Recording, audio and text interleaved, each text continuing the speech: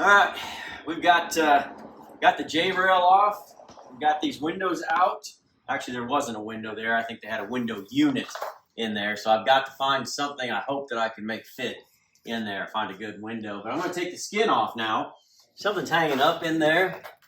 I'm going to go see what's holding me up on the inside. All right, we're going to, well, where the bed used to be, let me get this piece out. Maybe. There we go. Get it out of the way. I see what it is now. This is the water reservoir that works off of the hand crank pump on the sink. Now, oh, check this out. Right there. Last episode, we were talking about the teardrop marker lights on the side, and there's two of them. I don't see the glass that goes with them, and I don't know if those are repopped or not, but that's exactly what it is that goes on the side marker lights on the back. That's very cool. And I don't know what this is other than it looks really cool, but it's obviously aftermarket. It was never on one of these campers. That's probably a 12-volt dome light kind of thing. That's pretty cool. Cool little find. But, yeah. All right, there. We got that loose now. We're going to take that skin off, get back out there. Got my buddy Russ coming over. He's a little bit taller, and I just don't want this to fall and bend or cut me or anything like that. So Russ is going to give me a hand. Just hold that right there.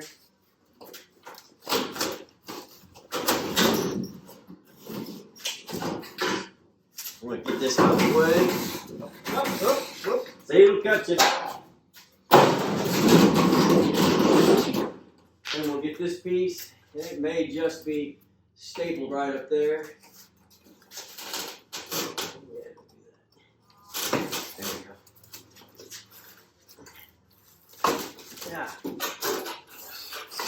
All right. Those two pieces look like they're in great shape. Really good shape. All right, you can see they got some real thin fiberglass insulation. We're going to get rid of that real quick because it will make you itch like crazy. So they really just kind of hit a couple staples here and there on this. So people always, when they want to redo a camper, there are some shady people out there that they'll have this and they'll go on the inside and they'll just paint over it, put some good kills on it, paint over it, and you'll be none the wiser because you really can't pull the skin off of somebody's trailer to look at it. But you've just got to be so careful because really from the outside this looked just fine, but obviously the only thing holding this wall up is that piece of wire. So where this window unit went in, it's gone. This whole piece of plywood, it's gone. Totally gone. Now this middle piece is pretty solid right here, except to when we get down here. We'll take care of that when we put ours back up.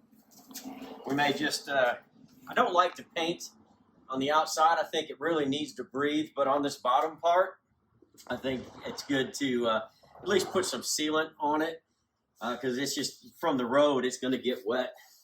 You can see it's just there's not a good piece down here. You come around up here, then there's probably a seam. Yeah, there's a seam right here on the roof. And so you just got to be very careful to keep that sealed up over time. And you can see it just totally obliterated this right here. Look at that. It's terrible. Terrible. And it just ran all the way down here and took all this out. So this whole front piece, it's gone too. So this is absolutely 100% going down to the rails. You just don't have a choice at this point. Sometimes you find part of it that's good.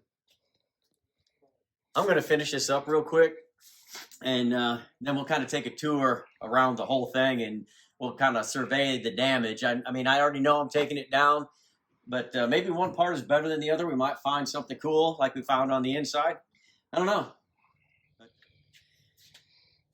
Took the tin all off. It's naked now. And so I just kind of put the tin up here out of the way because, as I said before, that stuff just gets in the way. It bends the wrong way. It can chop your hand up. Just put it up somewhere nice and secure, hopefully more secure than I did. I'm going to make a spot for it. The shop's just finally finished, and so I didn't have time to make something really nice as I got excited about building this camper. So come over here real quick. You can see this damage, but look here. People are always asking, what should I make the sides out of? Should I make it out of maple? Should I make it out of birch? What should I make it out of? And, well, on Scotty's, apparently, Douglas fir.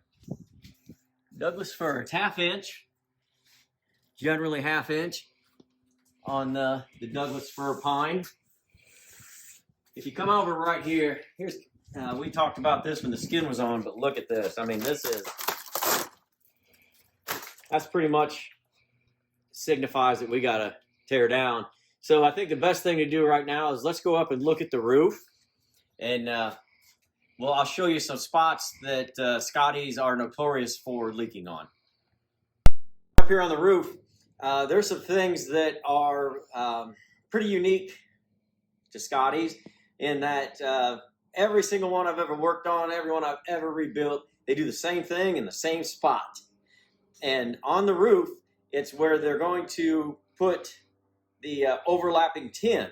So it comes in 4-foot sections, and then they overlap it, they run a sealant, and then they put the devil's nails in them, those aluminum screwed-in nail things. And if you look, first thing that happens right here, this is the seal. There used to be a 1x4, 1x3.5 right here that runs across. You can see that's done, completely done. There was no seal right here, and that's okay. Another seal, you know, where it overlapped right here, completely gone. And a lot of times that's right here over a seam, right by a window. And so it gets down into the window where it's not protected. Same over here. So those are totally gone. So after the water gets in there, then some snow maybe gets on it, some kind of load gets on it, and it starts to bend this down. And so when you see that these are even bent, and these look perfect nearly, but you can see that they're bent, they're bowed down. And when they're bowed down, the way the Scotty skin comes across, it comes across straight to here, and then one comes up directly to meet them. And that's fine because the J-rail covers that, and it has your butyl tape on it. So we're here, and it's covered. When it's new, man, that's watertight. But as this bows down, it's nailed. The roof is nailed to this, and it pulls it down, and it pulls this away. So there's this seam that didn't move. This one gets bowed down and pulled apart, and now all of a sudden, this whole thing right here is getting wet. And that pulls this down, pulls this back, and now we've got water damage. And once that starts, man, you got to catch it first trip, because if you don't, it's going to continue, and then it's going to look like this. And when you go to rebuild your Scotty, it's from the frame up. And that's where we are right now. Now I'm going to show you the tin for the roof, but what you have to remember is that it starts down here, and there's the curved piece, and it comes up to about right here. It goes across, and it just goes here and across, and then over here, there's 3 sheets of this that go across the top, and then the very front does the same thing as the back. So what I've been talking about, these nails, look at these things. This is how they put them into the ceiling, into the roof. So this is it, just these terrible nails. So I've got to take each and every one of them out, plus the sealant in between them, and scrub them up and try to get the roof to be, again, leak-proof. Well, now that we've got everything off of the outside, these are the things that I'm going to keep. Things that are in good condition or things that I could totally rebuild. So all the windows are in great shape. The roof vent that's up for consideration. It's in great shape. I just don't know if that's the direction I'm going to go. Got to rebuild the door. The eyebrows all look good. There's just going to be a lot of elbow grease involved in cleaning those up, but those clean up pretty well. They're aluminum. Some, wire, a soft wire wheel maybe. Some double-aught steel wool does a trick. A couple of things I wanted to point out to you that I just think are really neat. This is like brand new. This travel trailer is wired for 110, 125 volt AC service. Do not connect for higher voltage. Well, we're going to probably stay with 30 amp service, so it'll be 110, 125, so we'll be okay there. If we decide to go up to 50, then we'll have to make a few changes. I really, really, really like these because they're so thin. Because really, you're only looking at about 1 1/8 at the most between the outside and the inside of the trailer. So they've got to stay thin. I don't know if I can get these repopped or not, but I'm going to try and find these because they're in really good shape, and I'd like to reuse them. They're original to the camper. A couple of other things. In 1960, that's when the Sero company moved out of the garage and went to Bristow, Oklahoma, to a factory, and that's where they built all their campers for quite a while. In 63, then to 64 is when this one was made. It's only the second year in the factory, and a couple of things about this camper versus 1964 at the factory. This one was painted yellow and white. White is obviously a color of a Scotty camper, but in 1964, the only available trim color was aqua. So the yellow on this camper, as we kind of suspected, was not original to 1964. In 1960, before they got to the factory, they put these swishes on there. Way before Nike ever did it, but these are the wheel openings. Very difficult to take the wheels off because of this swish. You got to really jack it up and really maneuver it. But this is how you can always kind of tell a Scotty. Now there were I think 2 or 3 other camper companies, one of them being Oasis, that had a swoosh in the bottom of the wheel well. These came out real nice. At some point, they used everything. The Sero company, they would take every little last piece of everything and reuse it, and they would take this cutout and they would make wings for some of their campers. They did that for a couple of years. Kind of like they do on some Shastas. They've got wings and everything. So they tried to use everything. So those are some of the unique things to Scotty's and some of the things that I'm going to be able to use in our rebuild. Well, today we got all the skin off, and we were able to look at the bones, I guess you could say, and see where the problems are. A lot of these are, any Scotty that you tear apart, that's where you have to check.